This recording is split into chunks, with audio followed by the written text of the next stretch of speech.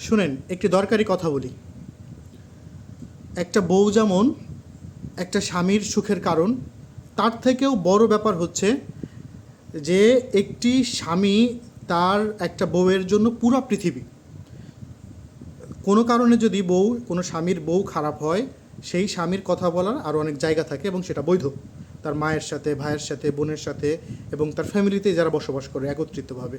কিন্তু যদি ওই বউয়ের স্বামীটা খারাপ হয়, তাহলে ওই বউ পৃথিবীতে জীবিত থাকা অবস্থায়ও সে যেন দোজকে বসবাস করছে।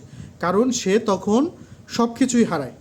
না পারে স্বামীর ব্যাপারে তার বাপের বাড়িতে বলতে, না তার শ্বশুরবাড়ির লোকজনের কাছে। যদি শ্বশুরবাড়ির লোকজনের কাছে বলে, তাহলে বরঞ্চ ওই স্বামীকে বাদ দিয়ে বউকেই তারা বেশি শাসন করবে। সুতরাং স্বামী যারা আছেন তারা অবশ্যই বউয়ের প্রতি দায়িত্বশীল থাকার চেষ্টা করবেন এবং তাকে সুখে রাখতে চেষ্টা করবেন।